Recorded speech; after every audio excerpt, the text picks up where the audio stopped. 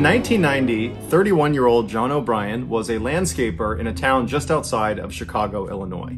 In January of that year, he and his friend David decided they wanted to escape the cold Chicago winter and go on some vacation to somewhere nice and warm. And so they decided to book a trip to the very sunny Caribbean islands of Trinidad and Tobago. They left for their trip just a couple of days later, which was believed to be January 8th or January 9th, and the hotel they were staying in was right near the airport in Trinidad. So they land in Trinidad, they get off their plane, they make their way out of the airport, they go to their hotel, they drop their luggage, and then they headed out to explore the town. And over the next couple of days, they not only explored Trinidad, but also the island of Tobago, which was a 4-hour boat ride away.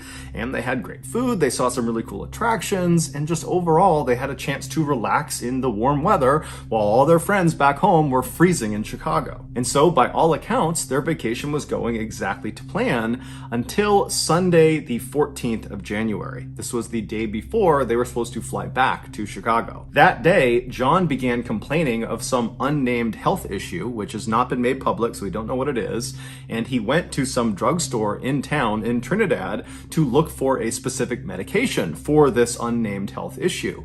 But the drugstore did not carry this medication, so John left and he went to another drugstore and another store, but nobody had this medication. And so by the time John got back to the hotel and saw David would later remark that John was not only distraught about not having this medication, but John was disoriented. Like whatever this health issue was, it was starting to manifest itself in this kind of disoriented state that John was in because it was not being treated. But eventually, David decided that John was okay enough that they did not need to call a hospital or call a doctor, and the two men decided to just go to bed because after all, they had a very early flight the next morning. So the two men climb into their respective beds, which are in the same room, 2 twin-size beds, and they fall asleep. But about an hour to maybe an hour and a half after David had fallen asleep, he wakes up to some man standing next to his bed, choking him. He's grabbing his throat and throttling him. And so David has no time to respond to what's going on. He just starts grabbing this guy's hands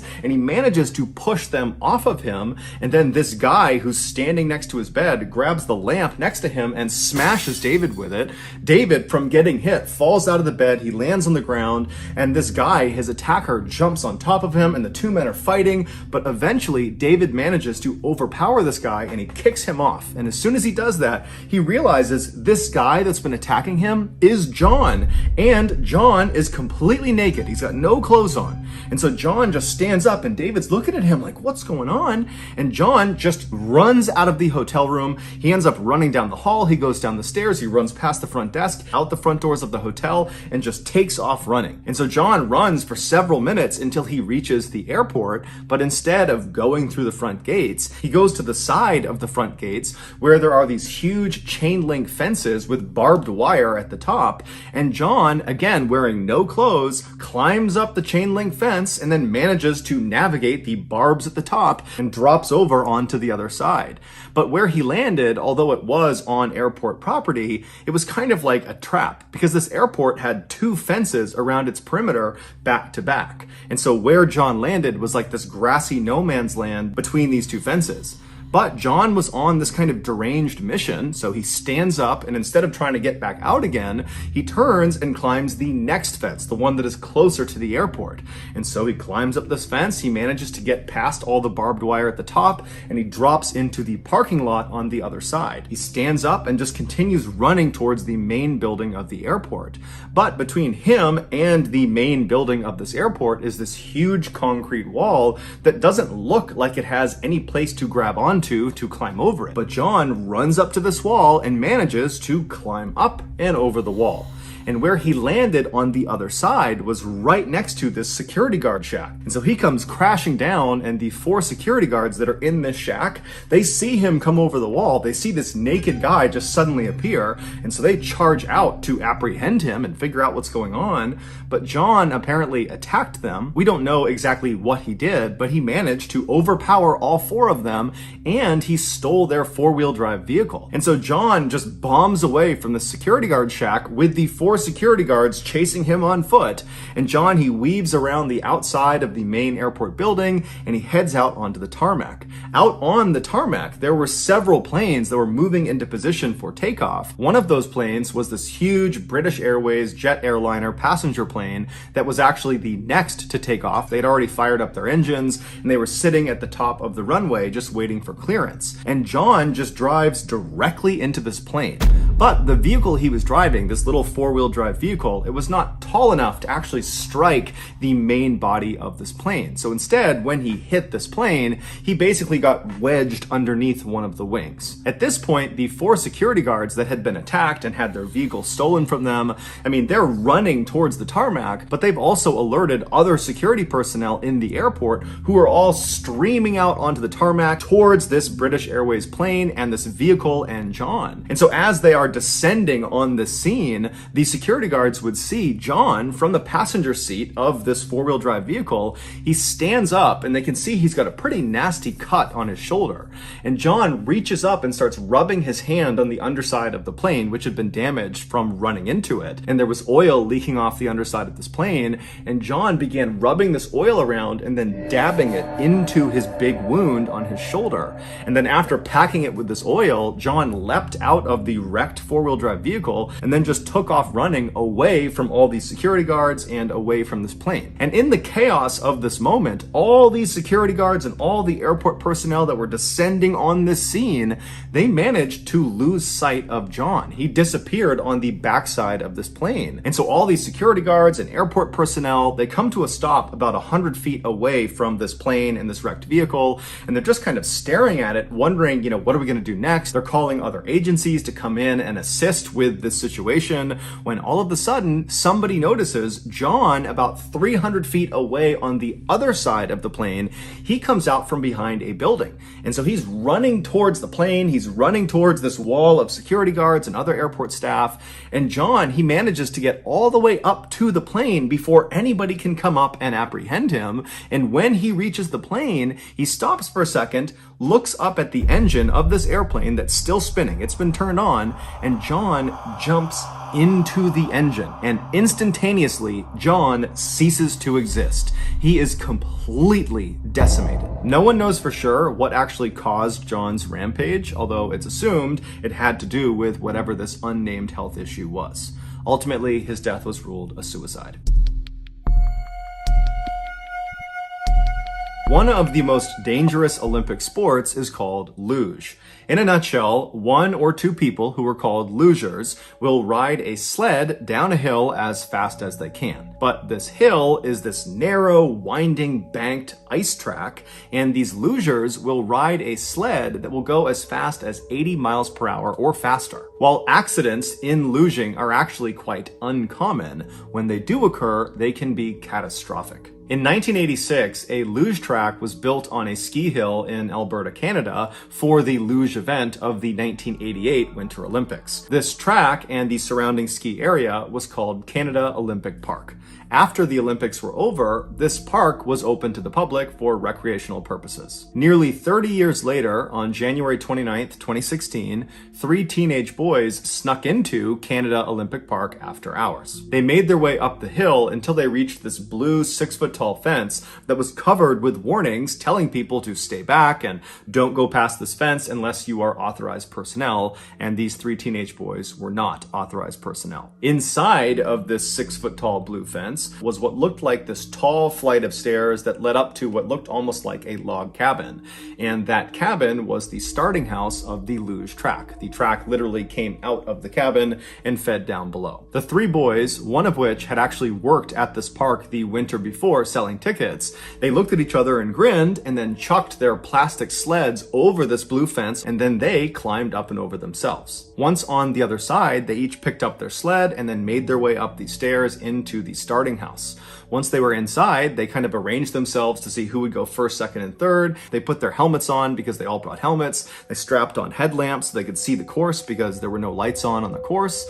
And then one by one, they began going down this luge track. But surprisingly, it wasn't that fast. As they went down, they would actually stop and have to use their feet to get going again. But that was because they had these cheap plastic sleds that were not designed for this luge course. What you needed were these specialty sleds with blades on the sides that got you up to full speed. And so after the three boys eventually, slowly, painfully made their way all the way down to the bottom of this luge track, they were pretty disappointed, but they thought, okay, well, let's just all get in one sled and we'll go down again, and with the added weight, we should go faster.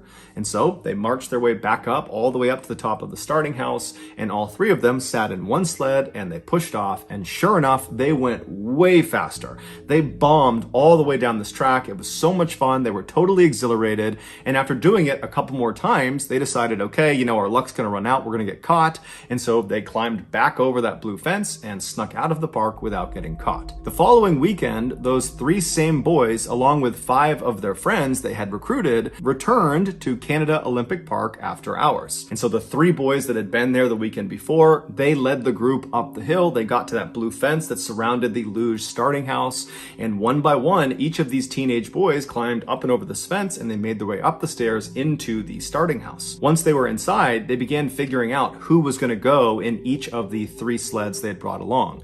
And they determined they would put 3 boys in the first sled, 3 boys in the second sled, and 2 boys in the final sled. Because of how successful the previous weekend's trip down the luge track had been, according to the 3 boys that had gone, this time the group decided they did not need helmets because this was relatively safe.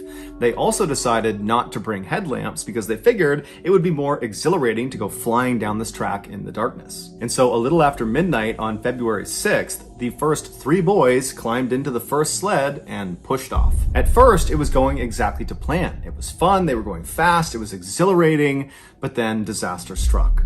Unlike the previous weekend, this weekend, there was a metal chain that had been strung across one of the sections towards the bottom of the luge track. It was there to keep a particular section of the track in place. And so these boys, as they come flying around the corner, they don't see it, and they strike this chain at full speed. Now, this chain was at neck height, and so when it hit them, it instantly decapitated and killed one of the boys. It was a 17-year-old named Evan Caldwell. And so he dies immediately, and the other 2 are thrown from the sled and landed unconscious. Now, back up at the starting house, they have no way of knowing this has happened to the first sled. Not only because they can't see anything, but also because the boys in the first sled are not making any sound. They're either unconscious or deceased. And so at some point, this second group of boys thinks they've waited long enough to account for the first sled to get down and out of the way. And so they load up their sled and they push off. And so they go flying down, it's going great, but just like the first sled, at some point they turn that corner and they hit that chain. But miraculously, the second group of 3 boys, they hit the chain in such a way that they kind of slipped under it. And so they were all thrown from their sled and kind of smashed into the track. But the worst injury of the second sled was just a broken ankle.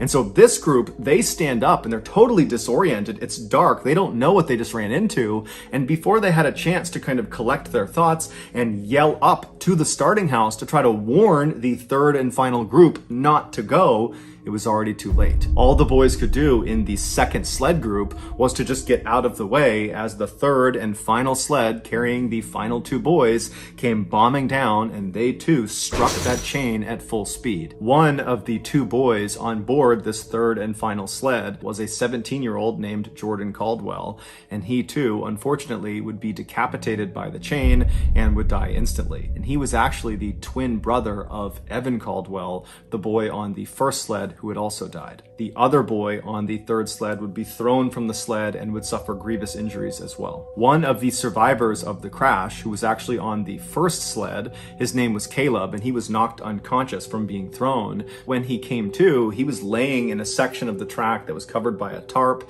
and at first he couldn't see anything, he couldn't hear anything, but he just felt like there was something lodged in his throat, and it was making it very hard to breathe. Most likely that was just from his throat being crushed in from hitting that chain. And so as he's struggling to breathe, his senses began to come back to him, and his sight came back, and he noticed he was laying down, and one of the boys who had been on the second sled was kneeling next to him. This was one of the boys that had not been badly hurt, and he had his hand on Caleb's shoulder, and he was praying for Caleb to survive. And so as Caleb is taking in that someone is praying over him, he notices somewhere else. His hearing is starting to pick up. He can hear someone else, and it would turn out to be a boy named Mark, who was on the first sled, who had been very badly injured. His face was very badly beaten up. He was laying somewhere nearby, and he was just singing this religious song. He was trying to keep spirits high, and he was trying to will people to hold on and to survive as long as they possibly could. And then Caleb remembered hearing someone calling 911, and then he doesn't remember what happened next. When the paramedics ultimately arrived within the hour, they got to the track and they found all of these boys spread out all over the track, because when they hit this chain, they got sent flying. But they discovered the twins were actually laying right next to each other, and none of these surviving boys had moved their bodies. And so even though the grief was just unfathomable amongst this family that had lost their two sons, there was some solace in the fact that despite having come down in different sleds, that the twins, Evan and Jordan, were together in their final moments. The 6 survivors of this accident would walk away from it with life-changing head injuries and other medical issues, and they would walk away with an indescribable sense of guilt and regret. But they consider themselves lucky because at least they survived. IQ, which stands for intelligence quotient, is a measure of someone's intelligence. To find your IQ, you need to take an official IQ test, which gives you an IQ score. The vast majority of people will score about 100 as their IQ, and so that's considered to be the average intelligence for any given person. But a very small number of people will score somewhere between 130 and 160. And so that's considered to be a very high IQ. Those are very, very gifted people. And then there is an even smaller group of people that score above 160. And so that is the genius class. Anybody who scores above 160 is literally a genius. To give you a sense of just how rare that is, Albert Einstein, who is largely considered to be one of the smartest people to have ever lived, he was not even considered a genius, at least not by his IQ. He was about 160, so right on the cusp of geniusness. But as we will learn from this story, having an exceptionally high IQ does not make you immune to making unfathomably bad choices. In 1991, 31-year-old Jackie Katarik, who had a genius IQ of 170, so she was smarter than Albert Einstein, she graduated from UCLA Medical School with honors. She completed her medical residency, which is like a multi-year apprenticeship for new doctors, at Cedars-Sinai Hospital in Los Angeles, which is one of the very best hospitals in America. After that, she opened her very own practice just north of LA in a town called Bakersfield, California, and she also became a part-time professor at her alma mater, UCLA. By all accounts, Jackie was brilliant, she was successful, and she loved what she did, and her patients and her students loved her right back. Fast forward to 2010, Jackie was 49 years old, and she was still running her very successful practice, and she was still teaching at UCLA, and she was in an on-again, off-again relationship with a 58-year-old man named William Moody. While the details of their relationship are not really publicly known, it's fairly easy to deduce from the reporting that came from this case that Jackie and William fought a lot. On Wednesday, August 25th of that year, Jackie was spotted by herself at a Mediterranean restaurant in Bakersfield, California, having some drinks. And then at some point during the night, she called a ride service to pick her up and take her home again. Even though we don't know this for sure, it's assumed she was too intoxicated to drive, and that's why she called the ride service. The following morning, Jackie did not show up for work. Her assistant at her medical practice is the one who noticed Jackie had not shown up, and so when she didn't, she called her boss, but her boss didn't pick up, and so after a couple of failed attempts at getting in touch with Jackie, this assistant called Jackie's boyfriend, William. And so William William, he picks up the phone, and when the assistant asks him, hey, have you seen Jackie? She has not come into work today. William actually says, yes, I saw her last night. William would explain to the assistant that the night before he was in his house by himself in Bakersfield, California, not far from this restaurant where Jackie was last seen.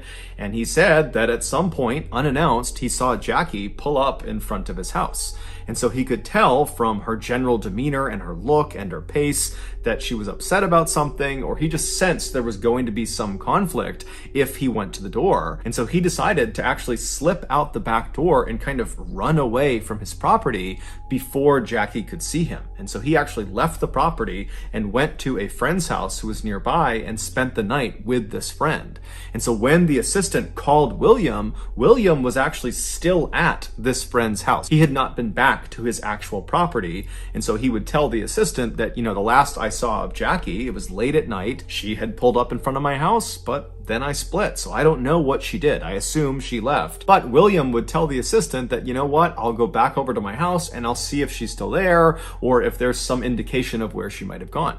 And so William hangs up the phone, he leaves his friend's house and walks the couple of blocks back to his own property. And when he gets there, sure enough, right out front of his house is Jackie's car. Now, William knew his house was locked and Jackie didn't have a key. And so Jackie must just be sitting in her car waiting for him to return. And so William walks up to the car expecting to see Jackie and expecting probably to fight about something. But when he gets up to the car, Jackie's not in there, but her purse, her cell phone, her wallet, that's all over the inside of the car. And so William turns and looks at his house thinking, is she in the house? Did she somehow get in? Is she on the back of the house? And so William just starts yelling out for Jackie as he begins to walk around his house. And so as he goes around towards the back of the house, he's yelling out for Jackie. No one's calling back. And then he reaches the back of the house and there's no sign of Jackie, but he sees there's a shovel on the ground near his back door. And then he looks at his back door and it looks very obviously like someone, probably Jackie, had been using the shovel to try to pry open the back door. Like they were trying to break in, but it hadn't worked. And so William just kind of sees that and then continues walking around the other side of the house. So he's completely walked around the entire property. There's no sign of Jackie. And so he's thinking, okay, I guess she must have gotten in somehow. She's in the house somewhere. And so William goes to the front door. He unlocks his front door. He goes inside. And even though he knows all of his doors have been locked, all the windows are locked, he's kind of on edge because he's thinking she's got to be in here. But he walks through his house and there's no sign of Jackie. And there's no sign that anybody else had been in there since he was last in there. And so he's totally puzzled because it doesn't really make any sense that Jackie's car is out front, but he's thinking, okay, maybe she got here and then she called a ride service and went somewhere else. I'm sure she's fine. So William calls the medical assistant and says, look, her car is here, her stuff's here, but she's not here. I don't know what she's doing. I'll let you know if anything comes of it. The assistant said, I really feel like something's off here and we really do need to call the police. And so William would say, you know what? I think that's a good idea too. Let's just get them involved and make sure she's okay. And so they call the police, and the police start by going to Jackie's residence. But Jackie's not there and there's no sign of her. The neighbors haven't seen her. And so the police go to William's household and they search Jackie's car and they search William's house and the surrounding area right outside. But there's really no clues as to what actually happened to Jackie. And so after the police talked to a bunch of neighbors and friends and family, they just told William and this medical assistant that at this point, they just need to wait and that hopefully Jackie will just come out of wherever it is she's hiding or wherever she's gone. Maybe she's upset. Maybe she was fighting with William and she's run off somewhere, but we just gotta wait and see what happens. 2 days later, Jackie was still unaccounted for. No one knew where she was. No one had heard from her. No one had seen her when William's friend went over to his house. William, the day before, so 24 hours after Jackie had been reported missing, he had left the country on a prearranged trip. But he was not being looked at as a potential suspect or having anything to do with Jackie's disappearance, and so he was allowed to go. And so this friend had been asked to go to his property to feed his fish. And so he shows up on Saturday, that's 48 hours after Jackie has been reported missing. He goes inside the house and immediately he's hit with this terrible smell inside of William's house. And so he's covering his face and he's walking around the house trying to figure out where the smell is coming from. He thinks it could be the fridge, maybe something's rotting that's fallen out or the door's open or something, but it's not the fridge. He goes to the trash, it's not the trash. He goes to the fish, it's not the fish. He makes his way over to the fireplace and he realizes that's where the smell is coming from. And so kind of reluctantly, he gets down and he kind of smells inside the fireplace, but it's not really coming from the area where the logs would be. It's coming from up in the chimney flue. And so he puts his head down and kind of turns and looks up the chimney, and about 2 feet up the flue, dangling down, are 2 human legs. And they would be Jackie's legs. It would turn out a few days earlier, when Jackie was at that restaurant drinking by herself, she did call that ride service to come give her a ride home, presumably because she was too intoxicated to drive. But before they showed up, Jackie just got into her car anyways and drove to her estranged boyfriend's house. And so she gets there. William, meanwhile, is sneaking out the back and running off to his friend's house. Jackie does not see him. She makes her way up to the front door and presumably tries to knock and get William's attention.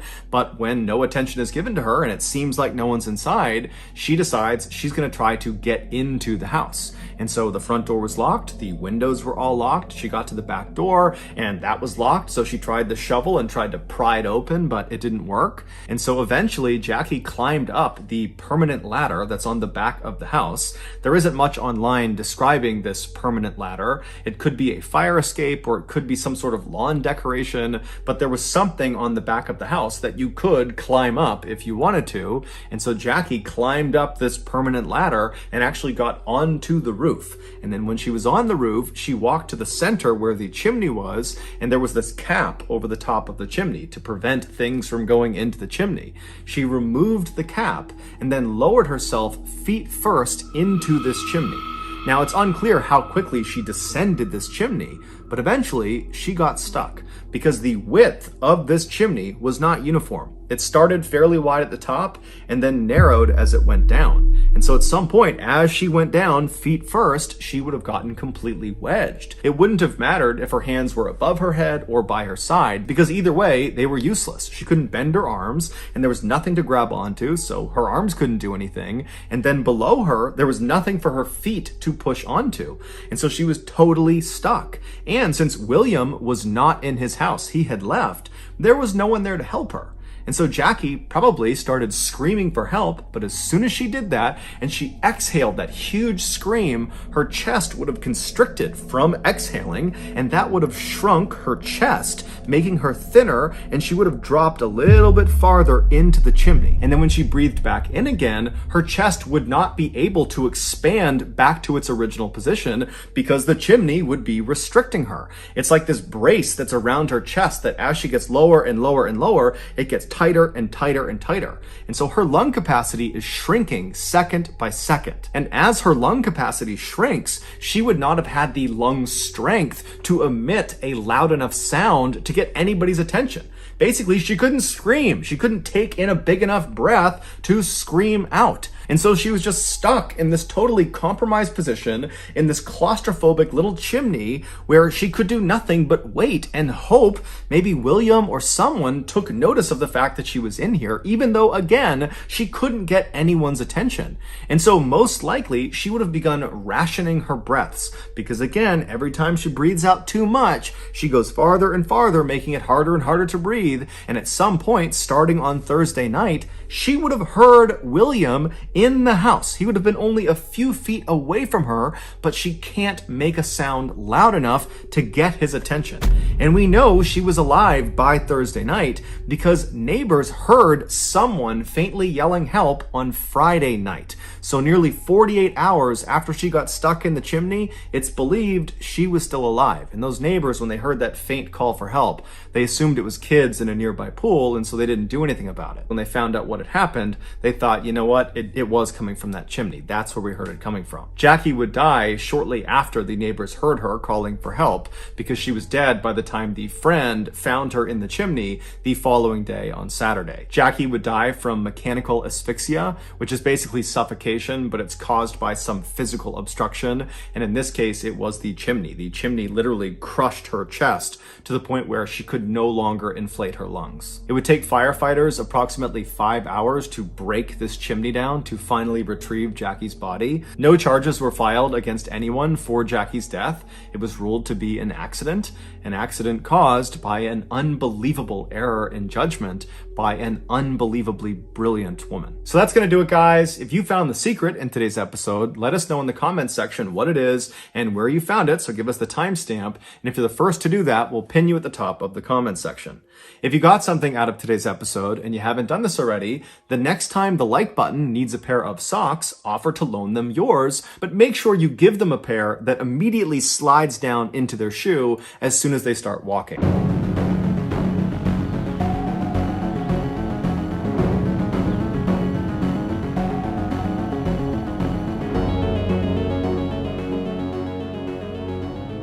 Just before midnight on August 22nd, 2005, 38-year-old Rick Eck knocked on the front door of an apartment in the tiny Midwestern farm town of Claremont, Illinois. As Rick waited for the door to open, he could barely stand still because he was so excited about what he was going to be doing that night. Finally, the door swung open, and Rick saw right in front of him this very skinny and gaunt-looking woman with dark hair and dark eyes staring back at him. Her name was Irenia Kottner, and she was 34 years old, and by day, she worked at Walmart, but at night, she became the real version of herself. She was a witch who actually led a group of witches known as a coven that Rick was a part of. Without saying anything, Irenia motioned for Rick to follow her into her apartment, and then Irenia turned and began walking away. And Rick, before stepping over the threshold, he paused for a moment and just turned to the guy he had brought with him, a tall, muscular man named David Lindner.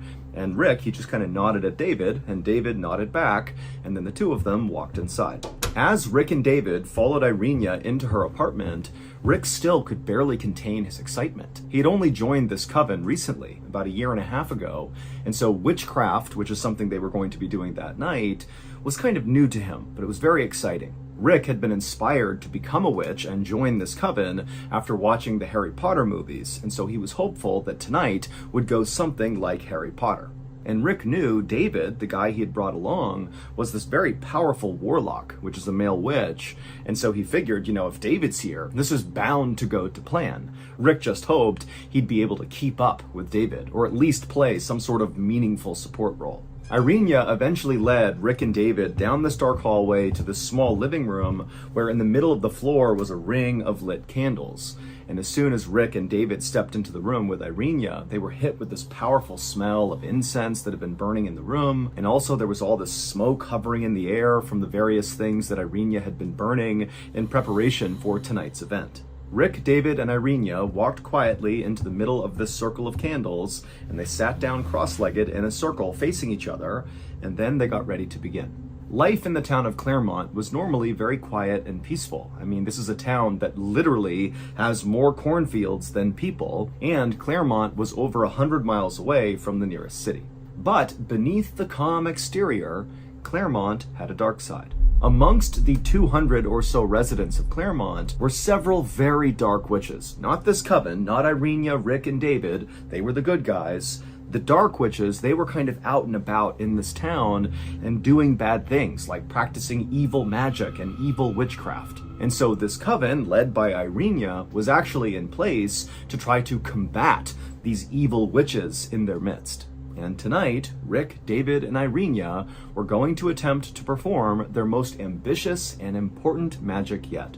The coven was going to attempt to break a powerful hex, which is kind of like a curse. And this hex was cast by a person who might very well be the worst of all the dark witches in Claremont, a 16-year-old girl named Lindsay Kassinger. As Rick sat cross-legged in the middle of the circle, he found himself staring at the two slightly bigger candles that sat in the dead center of the circle, that were basically right between Rick, David, and Irenia. And David, as he stared at these two candles, he saw etched in each of the candles' bodies were words. On one candle it said Lindsay, and on the other candle it was etched baby, because it would turn out this very evil dark witch, Lindsay, was pregnant. And so instead of having to combat one dark soul, the coven would have to combat two, because Lindsay and her baby were kind of intertwined. Now, before this night, the coven had attempted several times to try to break this hex that Lindsay had cast. And the coven believed initially this hex was actually cast directly at Irenia, because Irenia was suffering from things like depression and anxiety and not finding love. And so, of course, that had to be a product of this curse. And as the coven had continued to try and fail at breaking this hex, the hex had only become more powerful and begun to spread from Irenia to other witches in this coven who actually were not present this particular night, including a 20-year-old woman who began complaining of depression and ever-worsening headaches, which of course had to be because of this hex. And so that was why, on this night, the coven had decided to really beef up their attack on this hex. And so that was why Rick had gone out and brought in David, the experienced warlock from St. Louis, Missouri, who claimed he had broken a hex before and he could do it again for them. As Rick, Irenia, and Dave all sat in the circle, they looked at each other, and then they began chanting in unison to bring out the dead, to join them in the living room right now. And as they began this chant, Rick found himself intensely staring at those two candles with Lindsay and Baby on them. And as he stared at the flames dancing across the top of them, Rick started to feel like he was kind of drifting off into a trance-like state. And he knew that based on his prior teachings from Irenia, the leader of this coven, that this must be what it feels like when the spirit world opens up, which means the dead really were coming into the room. And then, as Rick is kind of dealing with this trance-like state, he heard Irenia begin to talk, but it wasn't her normal voice. It was the slow and deep-sounding voice, almost like something had inhabited her body and taken it over and was now speaking through her mouth. And Irenia, in this kind of slow and strange voice, she would tell Rick and David that the curse is still growing. And then she would say something that totally caught Rick by surprise. She said, again in that slow, strange voice, that the hex now was also on Rick and his entire family, and if they didn't break this hex immediately, Rick and his family would all perish. And when Rick heard this, he's still in this trance-like state, but his heart began racing because he didn't know this hex could potentially affect his loved ones. And so this was a really big deal. They needed to end this hex tonight. Rick listened intently as Irenia began to say in this strange voice what their plan was for that night to break this hex. Basically, Rick and David were going to perform a sacred ritual, and Irenia, she began to say to the spirits in the room that Rick and David, they were ready, but they needed help. And so after she said this, she went quiet, and so too did Rick and David, and they're all just sitting there kind of waiting for something to happen. And then after about a minute of just total silence, Irenia began to speak again, still in this strange, slow, bizarre voice, but Rick and David knew now it was a different voice coming out of her. Now Irenia was speaking on behalf of the spirit world that was in the room with them. And Irenia, she would say in this voice, "I grant you 5 demons to help you on your quest to break this hex." And then after saying this, Irenia, she opened her eyes and she looked kind of confused for a moment, and then she kind of got her bearings and she looked at David and Rick and she told them now in her normal voice that they had to perform this sacred ritual before the 2 candles in the middle with Lindsay and Baby etched on them burned out. And so basically, Rick and David, they needed to get this done tonight. Then Irenia handed David a sacred tool that would be used that night in this sacred ritual that David and Rick were going to complete. And then Rick and David, they would stand up to leave, and before they left, Irenia would give them the typical witch send-off, which was, "Blessed be." And then Rick and David, they nodded their heads, they turned and walked out of the apartment, and as soon as they were out into the night, Rick could have sworn he saw dark shadows moving around all over the place, and he knew right then and there that he and David would be safe that night, because clearly the shadows moving around had to be those 5 demons that Irenia had called forth from the spirit world to protect them this night. And so feeling very safe and empowered, Rick and David went straight into Rick's car. Rick turned it on and pulled away from the curb and began heading towards their destination.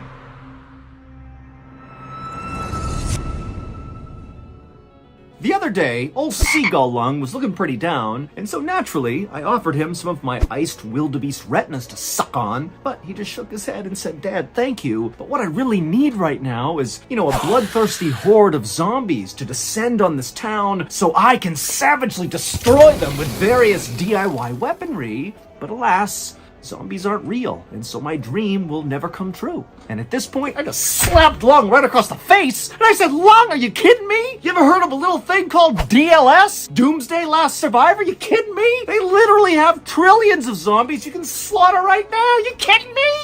Come here. Let me explain to you what this is. In Doomsday, you enter a dark, post-apocalyptic world filled with your beloved bloodthirsty zombies, and it's up to you to strategize and survive their wrath. You can customize shelters, and you can even recruit heroes with their own special abilities that will help you slaughter all these zombies. And right now, you have a chance at some of the $5,000 cash that's up for grabs for playing this game. You can be a lone survivor, or you can join forces with other players and alliances to try to withstand the zombie invasion. Heck, if you get lucky, you might even be able to join me and old Sega Long's alliance. And for a limited time only, you can earn a special rare name tag that shows off your part of the Ballin' Squad when you download the game using my link. And remember, there's $5,000 cash up for grabs right now. To potentially win some of that money, click the link in the description below, download the game, and then in the page, you'll see there's something called a Might ranking, and the top 3 people in that ranking walk away with up to $1,000 each. Outside of that ranking, many other players will be chosen for cash prizes, some up to $100 each. Hurry and download Doomsday right now so you can join the limited time events and earn the legendary hero Jaden. The next zombie wave arrives in 8 hours, so come and join me and old Sega Long now!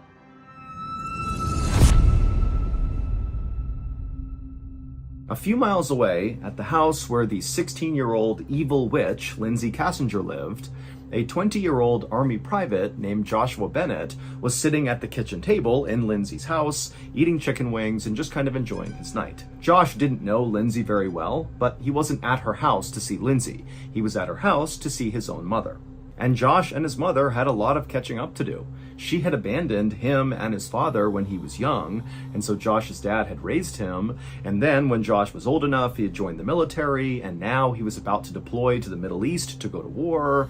But unexpectedly, Josh's father had died, and so Josh had come back to Illinois for the funeral, and it was at the funeral where he saw his mother. She was in attendance as well, and even though he was upset with his mother for abandoning him, he felt like, you know what, I want to reconnect with her. And so he'd gone over and he'd given her a hug, and his mother had been so touched that she had asked Josh to come by her house in Claremont, Illinois, where she lived with her boyfriend, because she really wanted some alone time to actually hear about Josh's life and kind of, get back together again.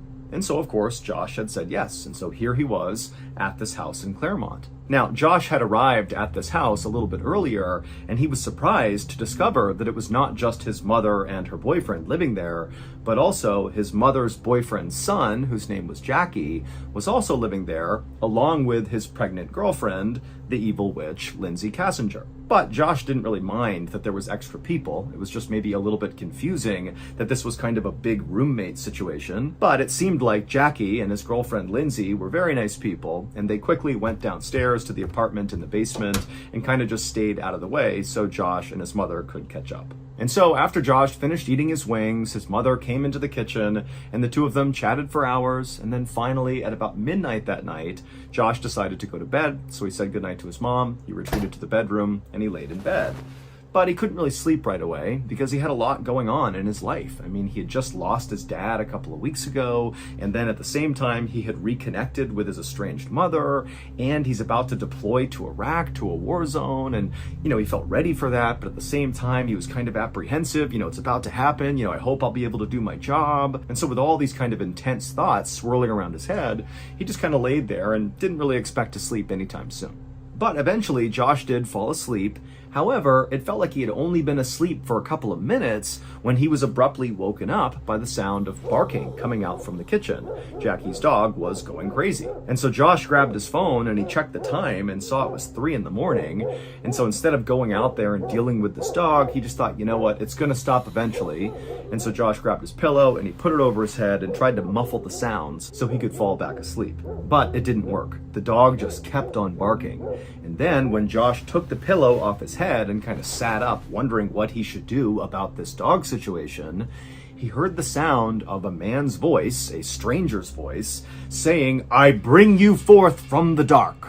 And then after Josh heard this, he heard the sound of a woman screaming, and it sounded like his mom. And so, acting on instinct, Josh leapt from his bed, he ran out of the room, and he goes into the kitchen, and he sees the dog is jumping and barking and going mad, and his mom is screaming, and there's this guy grabbing her, kind of grappling with her, who's wearing black gloves and a ski mask, and there's another guy next to him with the same getup. It's absolute chaos. But before Josh could run over and save his mother, suddenly his chest felt like it was on fire, and then he went blind, and his eyes had this burning pain in them, and then he couldn't breathe, and he was stumbling backwards, barely able to stand. Minutes later, Rick, who was one of the witches from the coven, bolted out of the front door of Lindsay's house where all this chaos was happening, and he just took off running across the street directly into a cornfield.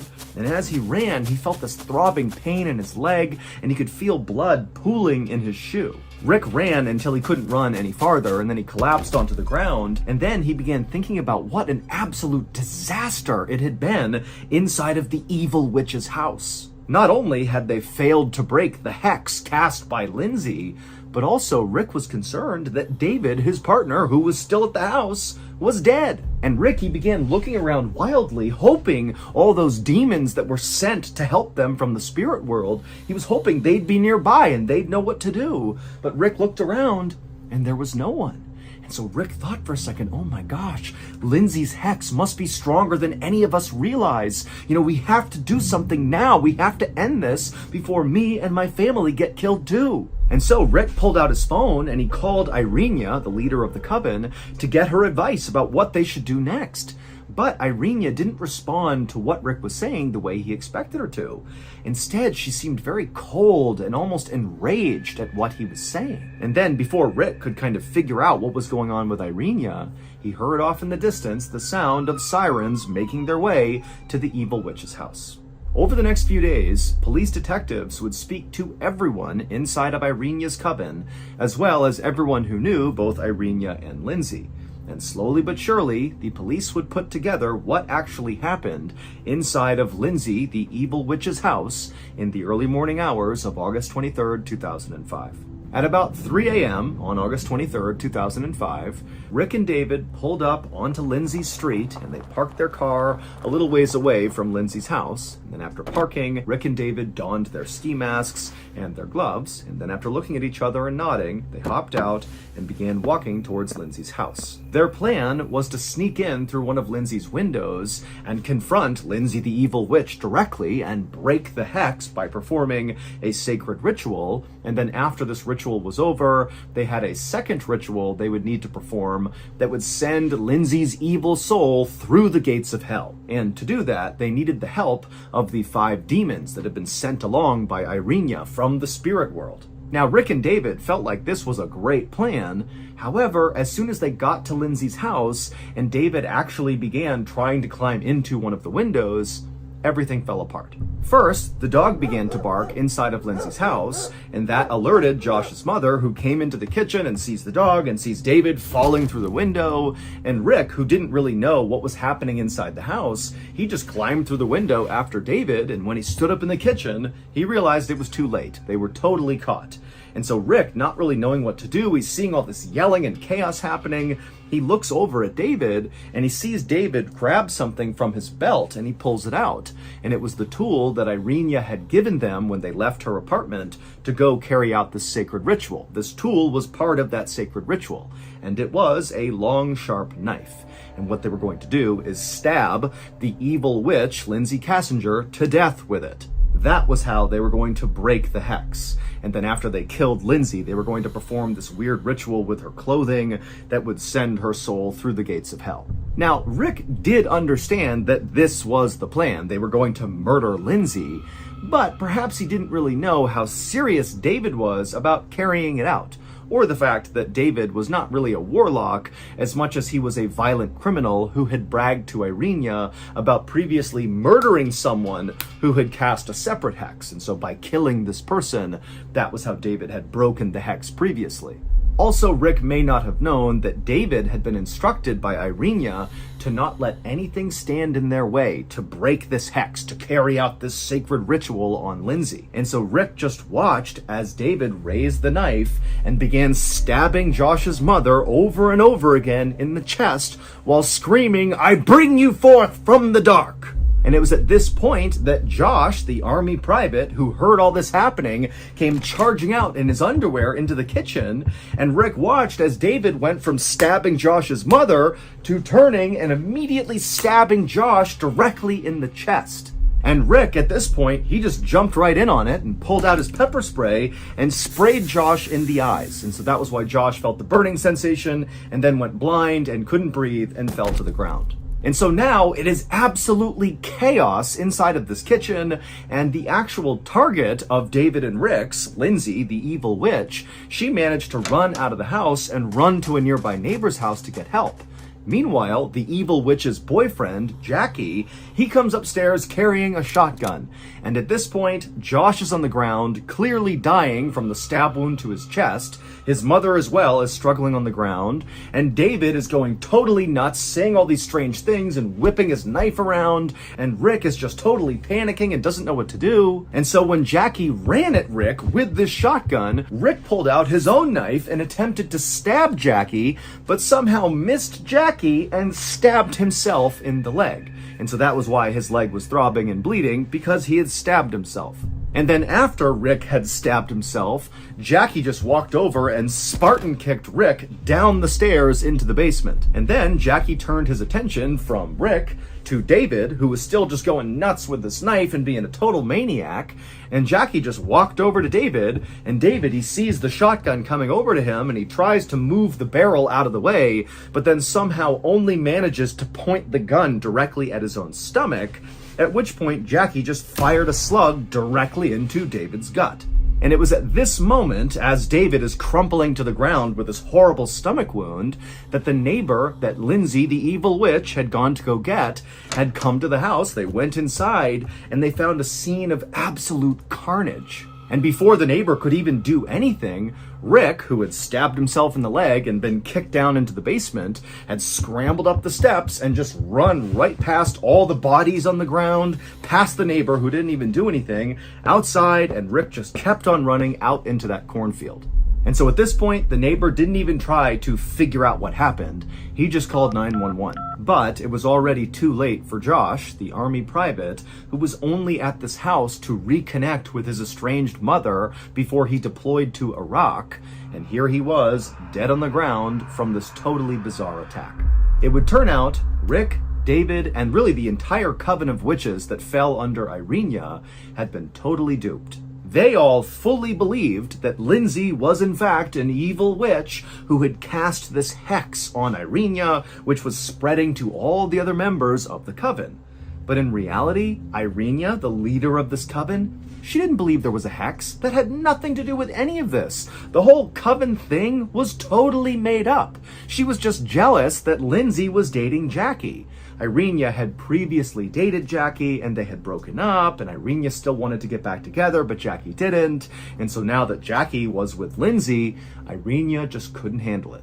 And so, naturally, Irenia had constructed this whole thing about Lindsay being one of the dark witches in Claremont, Illinois, and she's cast this hex, and now you, my witches in this coven, you need to go and kill her. But, of course, Lindsay did not end up getting killed, and instead, it was the totally innocent person, Josh, the army private, who had nothing to do with any of this, who got killed. In addition to Josh dying, David, the warlock from St. Louis, he died from the shotgun blast to his stomach. And then Josh's mother, who had been stabbed repeatedly by David, she would actually survive her attack. Irenia would ultimately be found guilty of first-degree murder, and she would be sentenced to 57 years in prison. Rick pleaded guilty to murder as well, and he was sentenced to 20 years. And a third member of the coven, who was not present for the attack, but who after the fact helped cover it up, they were sentenced to 32 years in prison.